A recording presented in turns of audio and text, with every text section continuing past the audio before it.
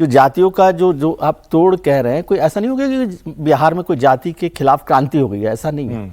ये विश्वसनीयता ने कहा कि नहीं ठीक है। और फिर जो आपने एक बात कही भी, नीतीश जी के लिए कोई तो नहीं कहता कि इसने क्या बुरा किया हमारा, तो वो भी एक विश्वसनीयता वाली बात है। एंटी इनकम्बेंसी भी बात करनी चाहिए। मुझे नहीं लगता कि देश भर में कभी 20 साल तक कोई राज करे और उसके बाद भी नहीं, रिकॉर्ड है सर, रिकॉर्ड है, ये भी रिकॉर्ड है, 10 बार मुख्यमंत्री का भी रिकॉर्ड है, 10 बार मुख्यमंत्री बनने का रिकॉर्ड है। तो इसलिए ये विश्वसनीयता के चुनाव के तौर पे मैं ज्यादा बड़ा मेरी तरफ नहीं। त्रिपाठी जी बहुत समय से कोशिश कर रहे हैं कि भाई अब उनको रिटायर होना चाहिए। अभी भी उनको मैं अभी देख रहा था, लेकिन वो अलग मुद्दा है। तो इसलिए विश्वसनीयता का चुनाव बड़ा है और इसलिए जिन लोगों को विश्वसनीयता लगी वो काम किया। जाति की जो दीवारें थी उनमें दरार आई है, टूटी नहीं है। क्योंकि आप इसको वोट को एक लाइन में बोल देता हूं, क्योंकि यदि ऐसा होता तो आरजेडी को सबसे ज्यादा वोट नहीं मिलता, 1 करोड़ 15 लाख वोट मिला है। और वो वोट जाति सामाजिक समीकरण जो भी है उसका वोट है। इसलिए ये कहना कि जातियां 23% वोट तो अकेला इंडिविजुअल करें तो उसका वोट है, अच्छा वोट है। अरे मैं आपको एक बार जरा, प्रधानमंत्री ने कल जो कहा था, और ये बात चुनावी स्लोगन नहीं है, ये बात सच है अब इसको। और ये तो अब जो और विपक्षी दल हैं बिहार के नहीं, और वो लोग मुख खुल के कहने लगे MY अब ये नया नॉमेनक्लेचर है, इसमें महिला और युवा है। और यही बात प्रधानमंत्री कह रहे थे, सुनिए। वैसा नहीं,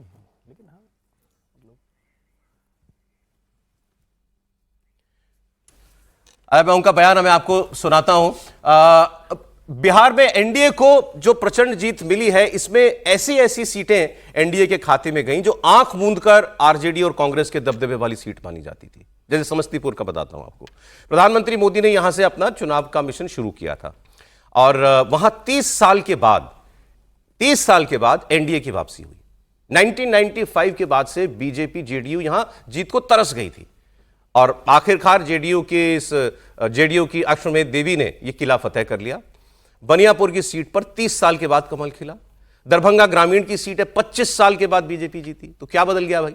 बेलागंज में 20 साल के बाद एनडीए की वापसी हुई। अनगिनत ऐसी सीटें जहां पर दशकों के बाद कोई दूसरा गैर आरजेडी या गैर कांग्रेस का विधायक जो है वो चुन करके आया। और भी बहुत सारा डेटा समीर जी आपको ओबरा की सीट, बोराबोराम की सीट है। समीर जी देखिए, मुझे लगता है कि इस बार जो वोटिंग हुआ है बिहार के अंदर, उसमें सारे जातिगत और वो सारे समीकरण ऐसे ध्वस्त करे कि मतलब आरजेडी और कांग्रेस को कल्पना नहीं होगी। जिस MY समीकरण के दम पर, मतलब यादव की दम पर आरजेडी को लगता था कि आरजेडी का वोट टूटेगा नहीं। आप देखिए 51 यादव उम्मीदवार उतारे थे, आरजेडी ने 8 जीते। वो भारतीय जनता पार्टी ने 5 उतारे थे, उसमें 4 जीत गए। तो आरजेडी का बड़ा वोट बैंक भी जो टूटा है, उसके पीछे कई बड़े कारण रहे हैं। अगर आप सारे वोटों को अगर देखेंगे और फिर आप जैसे यादव, कुर्मी, कोयरी, वैश्य, सारे वोट एक तरफा जो है वो एनडीए को पड़े हैं। और मुझे लगता है उसका सबसे बड़ा कारण रहा है कि नीतीश कुमार ने जो 2-3 घोषणाएं करी थी। एक तो ये रहा कि नीतीश कुमार की जो योजना रही है वो यादवों को भी उसका बेनिफिट मिला है। अगर आप देखेंगे तो 125 यूनिट बिजली फ्री की घोषणा की थी, वो यादव परिवार को भी 125 यूनिट बिजली फ्री मिली है। इसके अलावा 10,000 रुपये जो नीतीश सरकार ने महिलाओं को दिए थे, उसमें यादव महिलाओं को भी 10,000 रुपये गया था। और नीतीश कुमार की जो योजना रही, प्रधानमंत्री मोदी की जो योजना रही है, वो अक्रॉस द स्टेट सबको मिली है, उसमें कोई ऐसा सिलेक्टिव नहीं था। तो मुझे लग रहा है कि जिस तरीके से प्रधानमंत्री मोदी ने अपील की थी चुनाव के समय, जब समस्तीपुर से प्रधानमंत्री मोदी ने अपना चुनाव प्रचार अभियान शुरू किया, नीतीश कुमार ने जब अपना प्रचार अभियान शुरू किया और अमित शाह ने जब प्रचार की कमान संभाली, तो अमित शाह ने यह कहा कि इस बार भाई किसी जाति के इसमें नहीं पड़ना है, कौन आपके लिए काम कर रहा है, कौन आपको सरकारी मदद दे रहा है, कौन सी योजनाएं आपकी गरीबी से बाहर निकालने में मदद कर रही है। ये आप देखिए, नीतीश कुमार का 20 साल का ट्रैक रिकॉर्ड और प्रधानमंत्री नरेंद्र मोदी का 11 साल का ट्रैक रिकॉर्ड देखिए। उसके हिसाब से आप तय करना कि आपको जाति देख के वोट देना है कि विकास के नाम पर वोट देना है। और मुझे लग रहा है कि जो प्रधानमंत्री मोदी का 11 साल का जो काम रहा है और नीतीश कुमार का 20 साल का जो ट्रैक रिकॉर्ड रहा है, नीतीश कुमार और मोदी ने मिलकर जो 1 और 11 हुए, और मुझे लग रहा है उसने ये पूरा जो कहते हैं ना कि सुपड़ा साफ करना, कि 25 सीटों पर आरजेडी को लाकर टिका दिया। कांग्रेस जैसी पार्टी, आप बताइए 6 सीटों पर आके टिक गई है कांग्रेस, जिसमें से 3 सीटें तो कांग्रेस 1000 वोट से कम मार्जिन से जीती है, वरना कांग्रेस तो 3 सीटों पे आकर टिक जाती।